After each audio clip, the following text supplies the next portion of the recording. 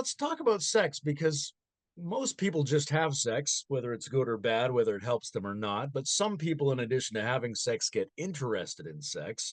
And then a small percentage of the people who get really interested in it are also interested in altered states and developmental maturation and things like that. So you two weirdos, if I can use the phrase, are in that very refined category. And I'm curious how you got involved in that kind of a journey. Like, when do you remember having your first spiritually significant or intellectually fascinating sexual experience? When did it become an area of study for you? Well, I was in a bookstore in Venice, California, early 80s, I think. And I saw a book that said sex is spiritual, and I went, doing, what else could it be? What are we missing here? What else could it be? So I started just off trying to explore everything. There wasn't that much available back then. And then I just started reading what I could about Tantra. And then I went and lived in a Tantra ashram in India for a year, the Osho ashram.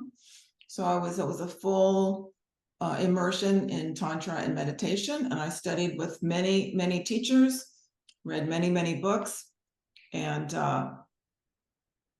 was very interested in it, but it hadn't become my all-consuming passion until 6 years ago. Greg and I met in a Tantra workshop. He'd been studying for a while, and we started, I'd never heard of this before. We started having intercourse for 6 or 7 hours. And he wasn't taking any pills or anything. And it's like, I didn't know this was possible. Neither of us knew this was possible. I had read all these books and done all this study. I'd never heard of it. And while we were having sex for 6 or 7 hours, we started having psychedelic type experiences. So we had experiences, Greg can talk about this, similar to DMT, where we're being initiated into different levels. We actually had hallucinations, if that's what you call it, experiences of traveling through space. And this sustained itself for quite a long period of time. Then it morphed into something else, but that set me off on this journey of, I got to know what happened to us. I'm now in a doctoral program at CIAS, trying to find out what happened to us. And I've probably been on that path for about 8, 9 years. I always felt like a sort of an outsider or a weirdo. I've never been into locker room talk or the way that women are portrayed and treated in mainstream culture. And I just thought that I was a strange person. I always saw sex as something that's much deeper than it appears to be, and a very, very intimate, deep connection between two souls. But I was never in a relationship where there was enough trust or safety to allow that to happen, which piqued my curiosity even further.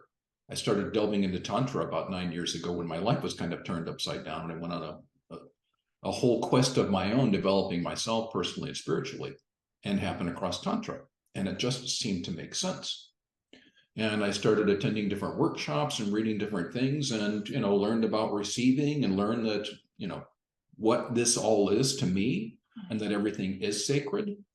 And when I met Catherine, like she said, when we started having intercourse, I just sort of threw out the window the notion of automatically ejaculating. It just didn't seem to be necessary anymore. And we both took that path. And this morphed into these long sexual encounters we were having, where there was strange phenomenon that's very hard to explain outside of the transpersonal and outside of the psychedelic and outside of the spiritual. So there is something there with the right preparation, with the right people, at the right stage of development, I believe, as is the case with most things personal and spiritual, that happens when two people are united in sex.